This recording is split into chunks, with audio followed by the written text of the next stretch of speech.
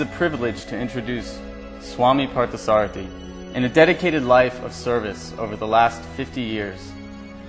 Swamiji's outstanding contribution to humanity has been the translation of subtle philosophical themes into contemporary thought and language for practical application in the modern world. Swamiji has been featured on the front cover of the book 101 Great Indian Saints, included in the 101 Great Indians who made India proud in the last century, and is listed in the Mind of the Guru as one of the 20 spiritual masters of the world. Swamiji, thank you for being with us today. Thank you. Tell us, what is Vedanta? The word Vedanta is derived from two words, Veda and Anta. Veda means knowledge, Anta means the end. So Vedanta simply means the end of knowledge, the finality in knowledge. Now, if you carefully examine life, you will find that life is a series of experiences. And an experience is constituted of two factors. You, the individual, contacting the world. You are the subject, the world is the object. When subject and object get together, there's an experience, and experiences flowing is life. With an idea of improving the quality of human life, one set of thinkers, investigators, worked upon the world and made this world a better place for you and I and all of us to live in. And they were the scientists. So the scientists worked upon the world. And in spite of a beautiful world that they have created, the paradox of life is that human beings did not get that peace or comfort that they were aiming at. Now, if you look at the quality of life now, vis-a-vis what it was 50 years, 100 years, you find it is deteriorated in spite of the betterment of the world. So another set of thinkers, investigators, worked upon the other aspect of life, which is the individual, you. Who are you? What are you? And they went to the depth of the human personality and found out what it constituted and how to relate to the world. So Vedanta is that knowledge which pertains to the individual, while science pertains to the world. We need both. We need to improve the world as well as improve the individual to gain an appetite to live life. If we don't attend to the individual, in fact the individual has been neglected to a point of fault. So Vedanta picks that up and develops the individual. So could you elaborate on Vedanta's relevance in today's world? So the relevance is always there. The difference between a human being and an animal, or for that matter any creature, is that all animals have a built-in program to live their life. It's computerized, as it were. Their eating habits, their mating habits, their everything is designed in a particular way, and they have no choice of action. Only a human being is given the choice of action. A tiger cannot become a vegetarian. Neither can a cow become a meat eater. They have a fixed life and they have to live that life. Only a human being is given the wide choice of action. And the question is, how do you choose your action? On what basis are you choosing? Now, if you make a wrong choice, you've got to live with it perhaps all your lifetime. So that it is very important that you know how to choose your actions in life. And every moment we are acting. Action is the insignia of life. And we better know how to choose our actions in life. What is that process? How does one choose the right action? See, the action is executed by the body. In any human being, when I am talking to you is an action. At this moment when you are listening, in fact people are listening, it's all action. My body cannot come here and start talking. Neither can your body come here and sit down and start listening. So the actions of the body are propelled by, compelled by, impelled by some other force, not the body. Body is only a vehicle of action. So something is driving the body to activity. So there are two wondrous equipments that a human being carries, which is denied to the animals. It's mind and the intellect. Say a human being has a mind, and the mind is made up of impulses, feelings, emotions, likes and dislikes. That's your mind. Beyond the likes and dislikes, emotions and feelings, there's another aspect which reasons, and that's called the intellect. The intellect is that which thinks, reasons, judges, decides. So you have a feeling equipment which feels the emotions, you have a thinking equipment which reasons. As a human being, you got to execute your actions through the intellect. The intellect must play a part in all your actions. Emotions are kept intact. We don't discard the emotions, but it has to be policed or directed by the intellect. Now, if you don't do it, if the intellect doesn't come into play, it is your actions will be like a drunken person driving a car. When a person is drunk, he ought not to drive the car. So a drunken driver is equivalent to an impulsive action which is directly proceeding from the mind, and a sober driver is something which the intellect guides your actions. So this is the difference. Swami, thousands of teachers have come here. What's special about you?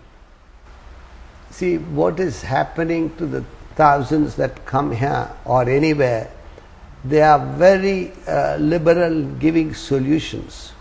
They want to give solutions. Humanity is infested with trials and tribulations, worries and anxieties, stress and strain. That's the world today. Everybody goes through that. So these people come, whoever is coming, and they have got ready-made solutions. They say, do this, try this, work on this. So they're very liberal in giving solutions to the problems of the world. Now you're asking me, what is special about you? What is special is that I don't give any solutions. I don't tell people what they should do, because that's not my business. I give you the freedom to act as you like, and I expect you to give me the freedom to act as I like. So we appreciate each other's freedom. But what I'm communicating to the world is the source of the problem. The people don't go into the source. Once you don't go into the source, you will not be able to eliminate the very cause of stress. What is the cause of stress? What is the source from which it's emanating? It is something like this. The source of stress is your own mind. It's the mind that plays havoc in you. And you've got to understand how the mind functions. What are the various ways it produces this stress and strain? And you can tackle the mind only when you have a developed intellect, a strong intellect. So I tell them the source is the mind and explain with examples how it has come, and the only way to control it is to develop the intellect. Swami, we here in America have the best of educational systems. What additionally can you offer us outside of these institutions? It's not nothing additional, it is something totally different. What the educational institutions, the schools and universities are providing is only information.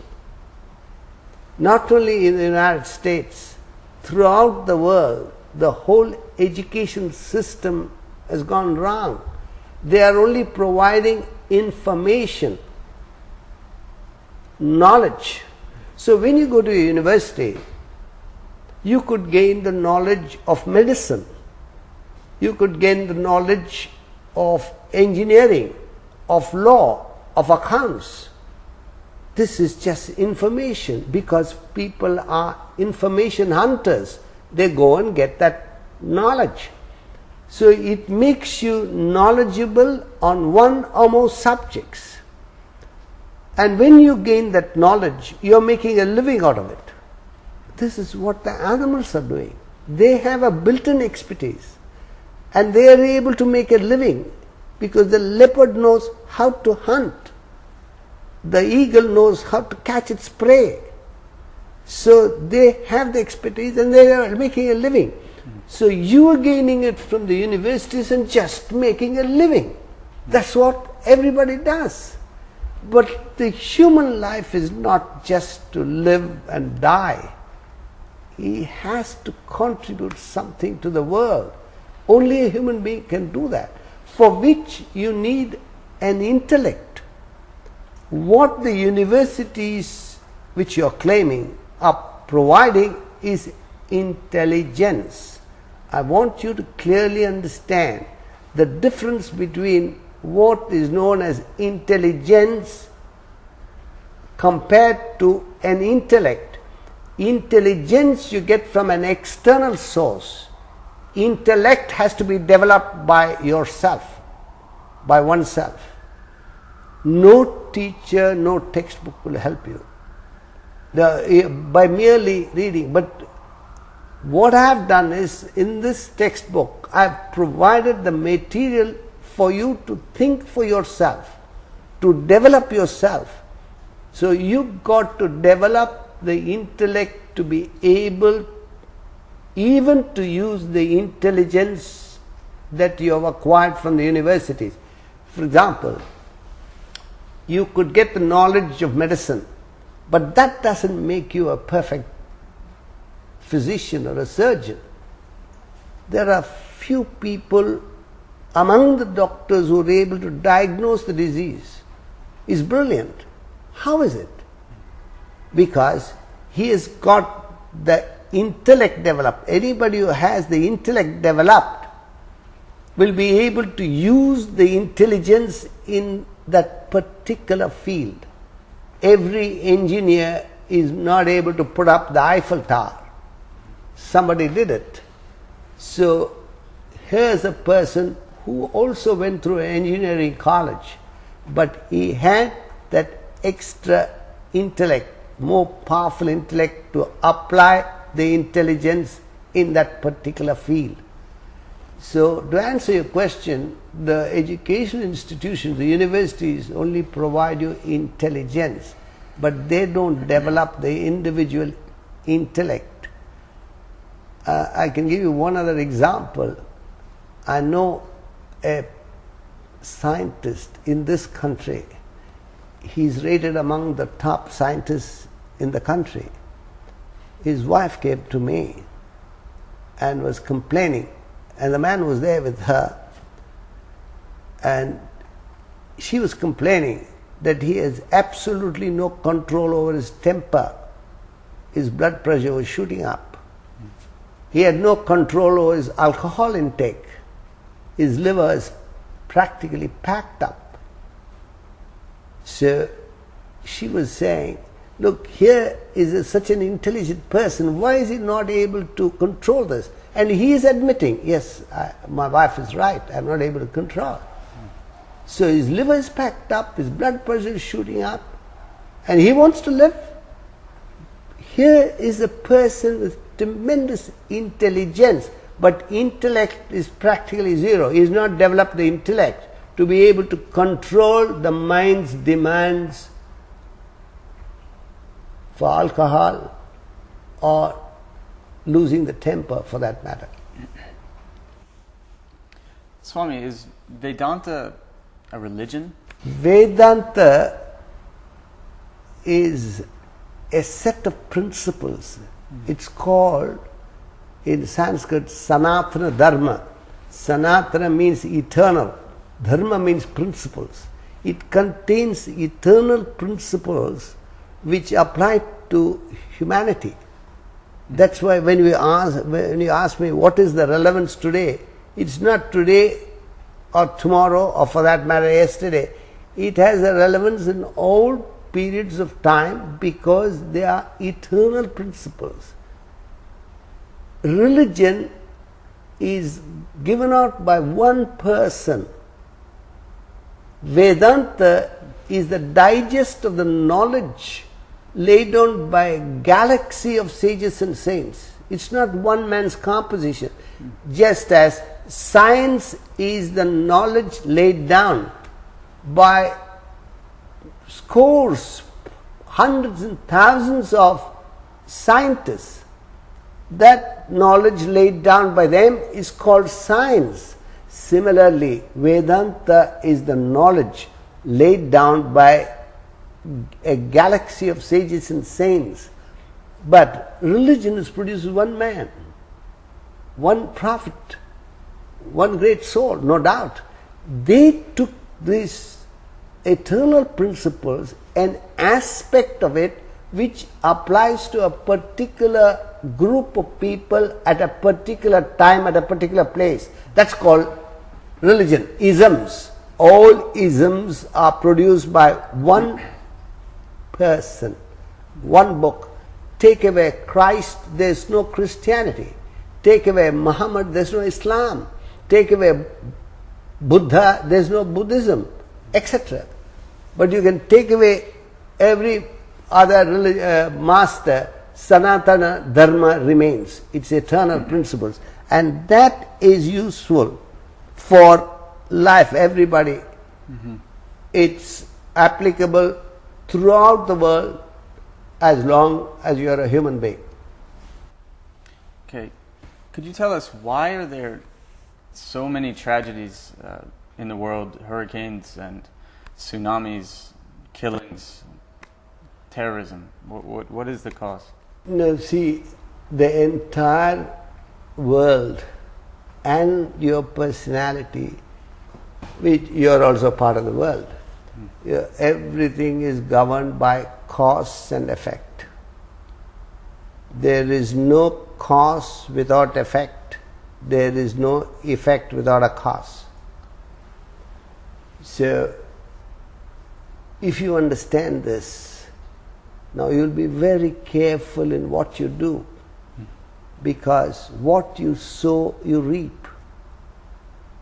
If you are indulging in any negative activities, you can't get away from it.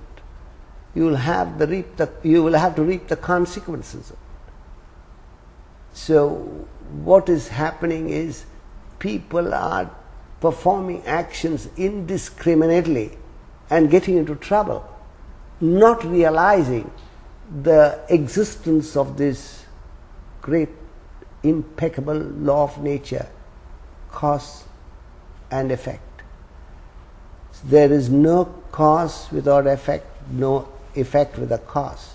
Now your question is, why are so many human beings destroyed? Yes, constantly they are destroyed.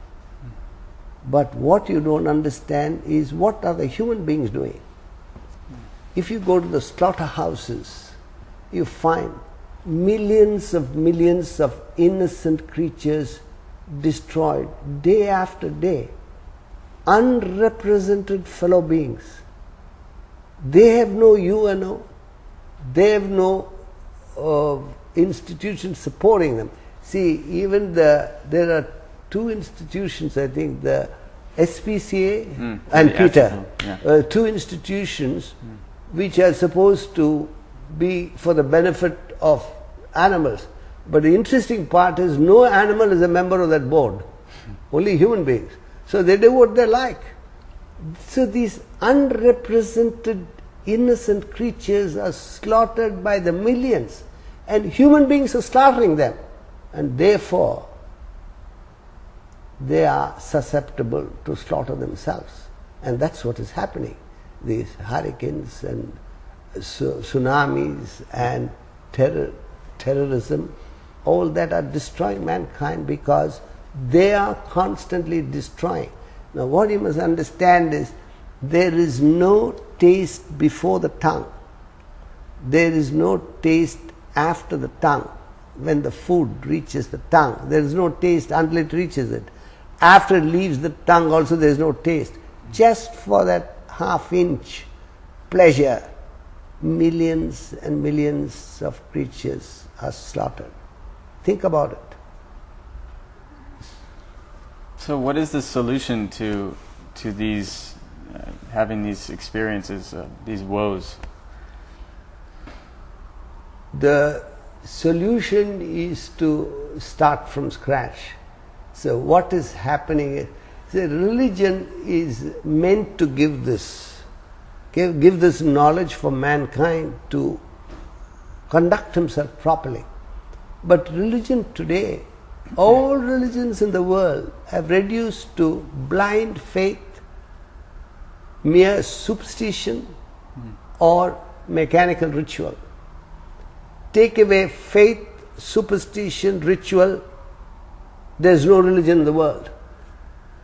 People are blindly following what the predecessors said, and the predecessors are blindly following what their predecessors said, and nobody has any account of themselves. So there is no dealing with the individual at all, and that is the cause of all these problems. The solution is to go into the individual, because these rituals are mechanically followed, and if you observe any ritual, they are all asking for something for their own. It's all selfish activities. So religion is not just asking God for something for yourself which you haven't got. It is, and all the rituals that they follow blindly. Nobody questions it. Nobody understands what is going on. So to start from scratch is to understand the philosophy that is contained in every religion. There is deep philosophy in the Holy Bible. There is deep philosophy in the Quran. There is deep philosophy in the Upanishads, in the Bhagavad Gita, in the Dharmapada, everywhere. So it deals with the individual. It explains what the individual is, his constitution, and how to combat the world. It's not the world that gives you the trouble, as you all believe. It is how you contact the world. Say, a person picks up a cigarette and smokes. He gets great pleasure out of it. Another person detests smoke. He can't stand smoke. Cigarette being the same produces pleasure to one, pain to another. A man goes to his lawyer to divorce his wife. He's very anxious to get rid of her. Another person is desperately waiting to marry the same lady. The lady being the same produces agony to one, ecstasy to another. Cigarette being the same produces pleasure to one, pain to another. Therefore, I put it to you all to reconsider. It's not the world that can give you pleasure or pain, joy or sorrow, but how you contact it. So, Vedanta gives you that art of right contact. So you've got to learn from scratch. Vedanta is there in all scriptures. Vedanta means just knowledge. Knowledge is there, philosophy is there. It's just a philosophy. So it doesn't belong to any caste or religion. It belongs to everybody. So once you learn that and put it into practice, it's a question of time, for which the whole educational system has to be revised. Thank you very much, Swamiji. Thank you. Thank you.